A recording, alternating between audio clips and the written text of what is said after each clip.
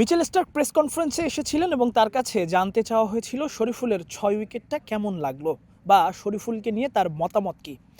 Mitchell Starc একদম এক বাক্যে তার প্রশংসা করেছেন, বেশি কথাও বলেননি, বেশি বাড়িয়েও বলেননি, শুধু বলেছেন ভালো বল করেছে।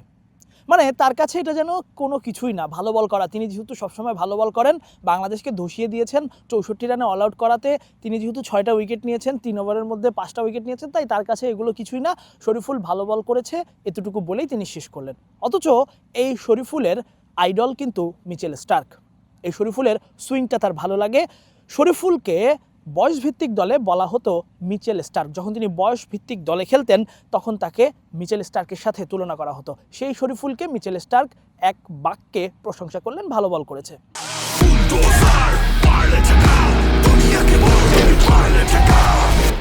মিচেল স্টার্কের কিছুটা হলেও কি, একটু হলেও কি হিংসা কাজ করছে না? হয়তোবা।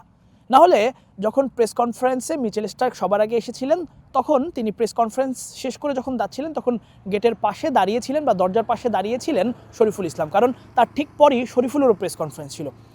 শরীফুলকে দেখেও যেন না দেখার ভান করে দ্রুত পদক্ষেপে বেরিয়ে গেলেন মিচেল স্টার্ক।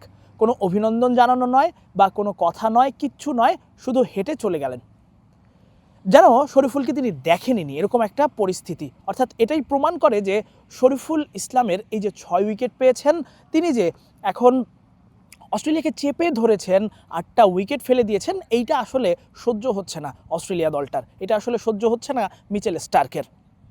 সহ্য হওয়ার মতো নয়, কারণ মিচেল স্টার্ক যে ধরনের বোলিংটা করেছেন, টস ভাগ্যটা ভালো বলে অস্ট্রেলিয়া যেভাবে শুরুটা করেছে, বাংলাদেশকে 64 রানে হারিয়ে দিয়েছে, সেখান থেকে বাংলাদেশ দল ঘুরে দাঁড়িয়েছে শেষ বিকেলে।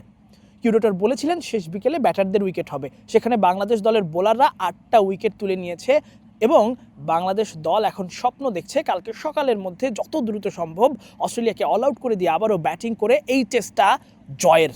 শরীফুল ইসলামও বলে গেলেন যে এই 6 উইকেট তার কাছে এখন কিছুই মনে হচ্ছে না, যদি বাংলাদেশ জেতে তাহলে সেটাই তার জন্য সবথেকে বেশি খুশির হবে বা সেটাই তার জন্য আনন্দের হবে, এটাই তিনি বলছিলেন।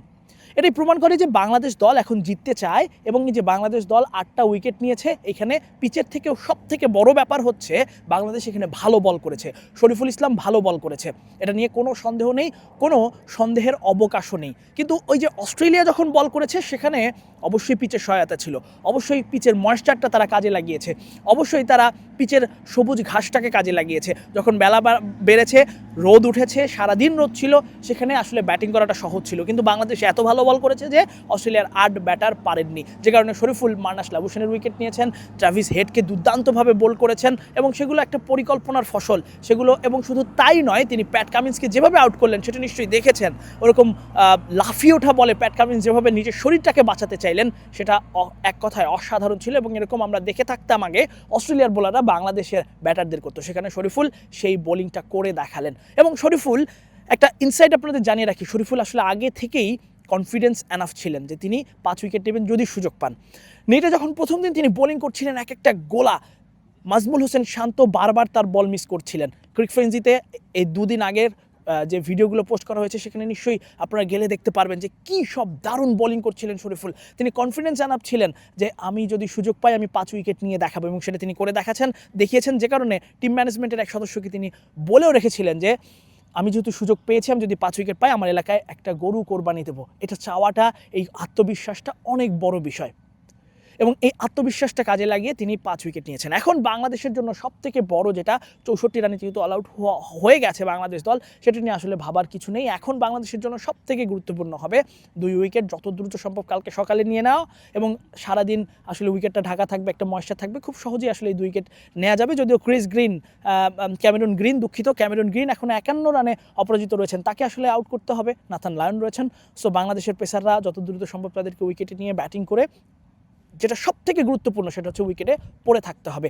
বাংলাদেশ আজকে যেভাবে আসলে খেলেছে, প্রথম সেশনটা পার করে দিলেই খুব সহজেই বাংলাদেশ কিন্তু একটা বড় রান করতে পারত। কিন্তু দুঃখের বিষয়, বিশেষ করে সাদমান ইসলাম যেভাবে আউট হয়েছেন, মুমিনুল যেভাবে আউট হয়েছেন বাইরের বলগুলো খোঁচা দিতে গিয়ে, লিটন দাস যেভাবে আউট হয়েছেন একবার সুযোগ পাওয়ার পরে, সেই জায়গাগুলো, সেই ভুলগুলো নিয়ে নিশ্চয়ই টিম ম্যানেজমেন্ট কথা বলবে, সেই ভুলগুলো নিয়ে নিশ্চয়ই টিম ম্যানেজমেন্ট কাজ করবে। এবং এই যে বাংলাদেশের এখন 100 বা 150 যেটাই লিড হোক, সেটাই আসলে বাংলাদেশকে পার করে আসলে যতটা সম্ভব উইকেটে পড়ে থেকে যতটা দিন আসলে পার করা যায় সেই চেষ্টাটা করতে হবে, তাহলে এই টেস্টে জয় সম্ভব। এতক্ষণ আমাদের সঙ্গে থাকার জন্য ধন্যবাদ। নিশ্চয়ই বাংলাদেশ জিতবে এই বিশ্বাস সবার মধ্যেই। আমি ম্যাকাইয়ের গ্রেট ব্যারিয়ার রিফ অ্যারেনা থেকে আপাতত বিদায় নিচ্ছি।